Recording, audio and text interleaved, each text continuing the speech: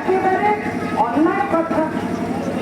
এই আমার যে পুত্র আছে অমর ভাইয়া, এই যে সুবর্ণা, এরা বলতে পারবে, ওরা আমাকে অনেক কাছ থেকে দেখেছে তো। এবার দেবদাসের কথা বললাম না, সুজয় দেবদাস বা দেবব্রত, এদের কথা বললাম না, কারণ এরা আমার হ্যাপে হ্যাঁ নেড়ে দেয়, মাথা নেড়ে দেয়। কিন্তু যারা পাকা মাথা, তাদের কথা আমি বলছি, তারা কিন্তু জানেন। অনেক সময় আমাদের আলোচনা হয়েছে, অনেক সময় তর্ক হয়েছে। তর্ক হওয়া ভালো, তর্ক হলে ভালো খারাপ তার মধ্যে থেকে উঠে আসে। কিন্তু কোনো মতেই, কোনো অবস্থাতেই আপনারা আলাদা হবেন না, কারণ আমরা যদি একজন থাকি তবেই আমরা ভালো থাকবো। আজকে যে এখানে একটা পুজো নিয়ে এতজন এক জায়গায় হচ্ছে, এর থেকে আনন্দের কথা কিছু হতে পারে না। খুবই আনন্দিত আমি, আমিও এত রাত্রে পুজোয় এসেছি শুধু আপনাদের একসাথে দেখবো বলে। তাহলে এত রাত্রে পৌঁছাতে তো শাশুড়ি দাঁড়িয়েই দিয়েছে চার দিন, তাও আমি এত রাত্রে এত দূর এত ভেতরে দেবদাসকে বলতে বলতে আসছি যে কত মাছ বেরিয়েছে, কিন্তু দেখতে ভালো লাগছে যে আপনারা সবাই একসাথে। এটাই আমার কাছে সবচেয়ে বড় পাওনা। আর আপনারা না থাকলে কি আমি এখানে দাঁড়িয়ে এত বক্তৃতা মারতে পারতাম? এই স্পষ্টত কথা, আপনারা একটা আছেন, আপনারা আমাকে এই জায়গাটায় দাঁড় করিয়েছে, সেই কারণে আমি বক্তৃতা মারতে পারছি। আমি সত্যিই খুশি আপনাদের সাথে থেকে।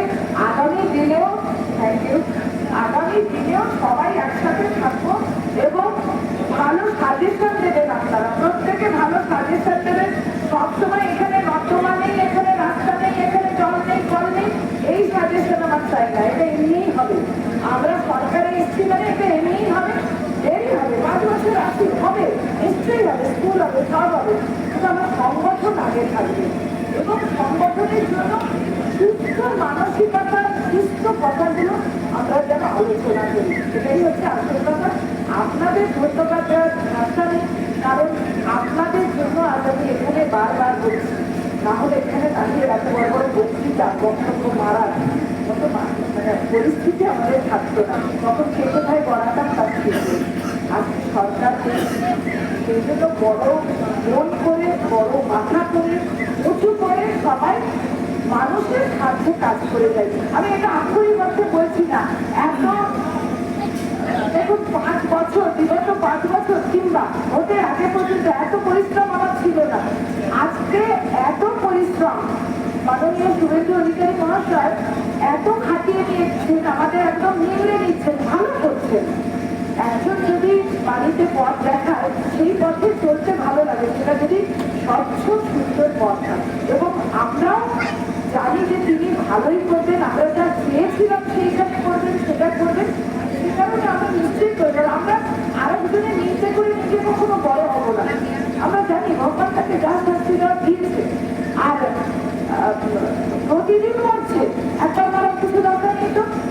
একবার ধরে পিছিয়ে দেবেন, ডিম দিয়ে দেবেন, হয়ে গেল, কিছু দরকার নেই। প্রতিদিন মরছে, ডেলি আপনাদের সাধারণ মানুষকে ভয় পাচ্ছে, বেরোতে গেলে তার কাছে চিন্তা করছে, তাহলে ডেলি ডেলি মরুক না, আমাদের চিন্তা করছে।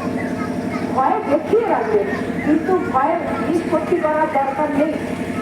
ভয়টা থাক, 5 বছর ধরে ভয় পান, ভদ্র বেড়ালে 5 বার ভাববে যে আমার উপর ডিম করবে, কিন্তু ডিম আমরা মারবো না।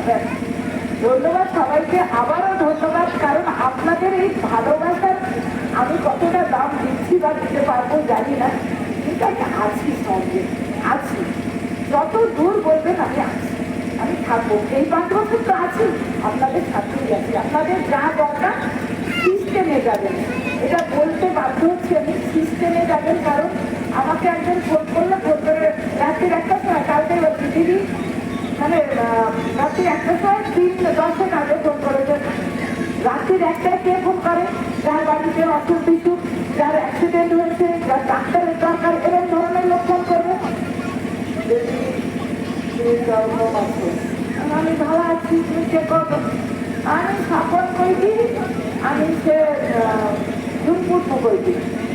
একটা বুঝলি